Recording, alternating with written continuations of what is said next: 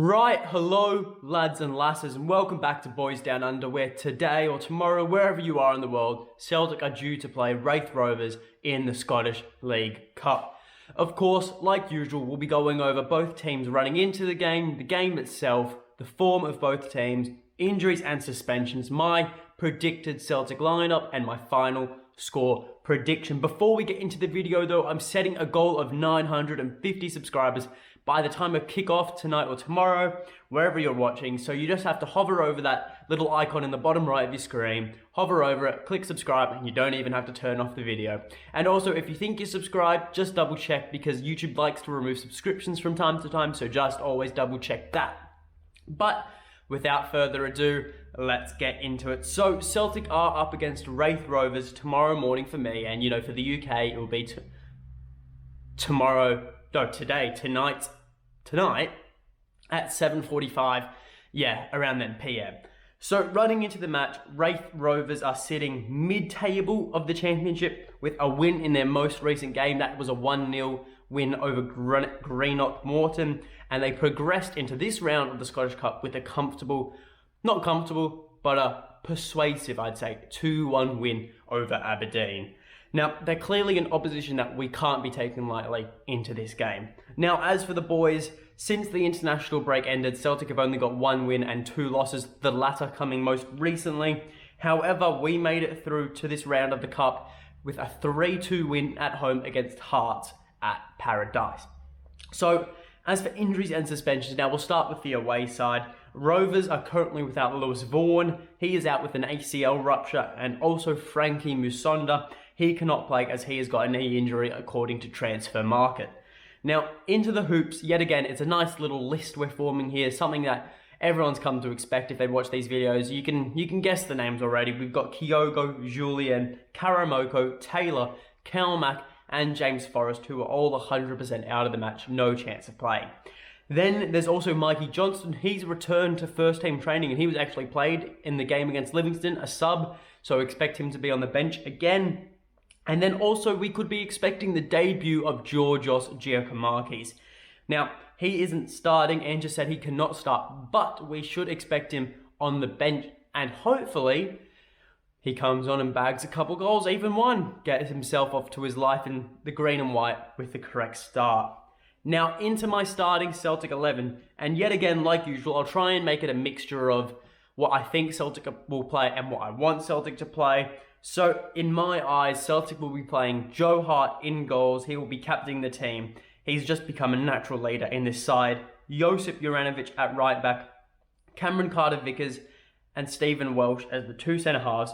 And then I'm going with the Bolingoli at left back. Now, at this point in the season, and with the injuries and the players we've got there, you could honestly expect either Liam Scales or Monty to start there. They're all, I'd say, just have as much chance as anyone else, as any of the other left backs to start in that position. But I'm going for Bolingoli purely because he played the last game and might be trying to, make him a mainstay in this team.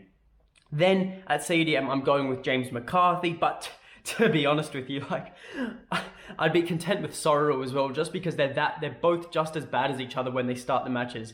When they come on as a sub, they play amazing, but when they start, they both seem to be very, very out of it.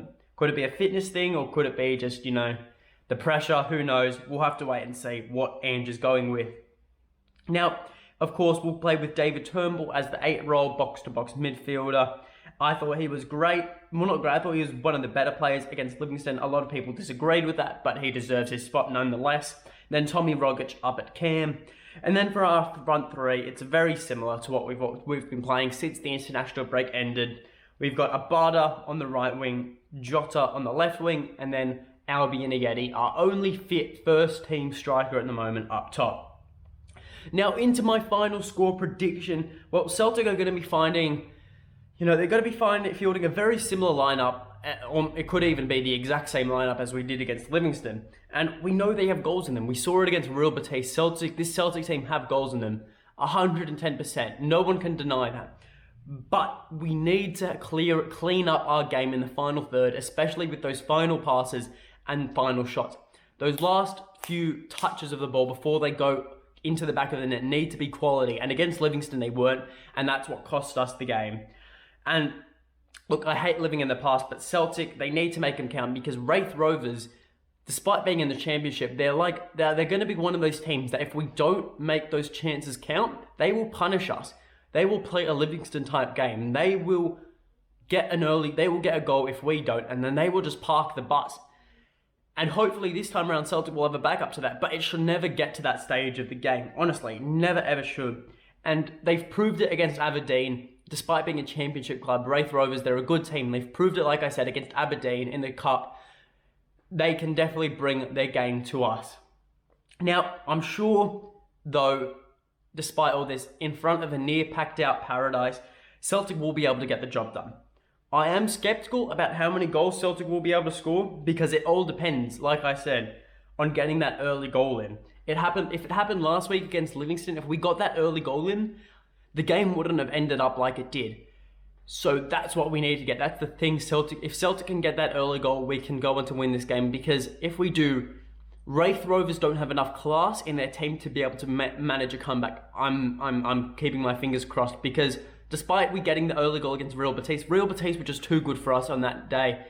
They were a good team, but against teams like Raith, we need to be getting that early goal and just taking control on the scoreboard, not in possession, none in that. It needs to be on the scoreboard, because at the end of the day, the scoreboard's what decides the result, not the possession stats. Now look, if it fails to happen again tomorrow or tonight, whatever you're watching, if Rovers get that easy goal, they're just going to park the bus.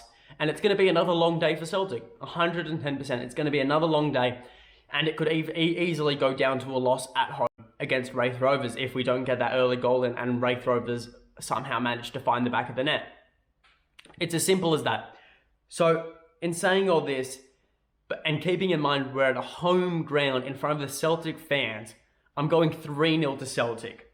Because if Celtic can score first, they will, like normal, they'll hold possession against a team like Raith Rovers. That's expected, but Raith Rovers will be trying to push for another goal, so they won't be parking the bus as much as they would if they had the goal lead. So, look, at the end of the day, that's what I'm going with, 3-0 to Celtic. I feel if we get the early goal, there'll be a lot more goals, but I feel that goal won't come as early, and it'll be a Ross County type game where we have to get a lucky goal in, but after that, the goals just flow in. So, look, that is all from me. Will I be live streaming the game? Well, live streaming my reaction to the game and commentary for the game when it's on? Potentially, maybe. I'll have to see if I'm awake for it. It's at 5 a.m. here, so we'll have to see for that.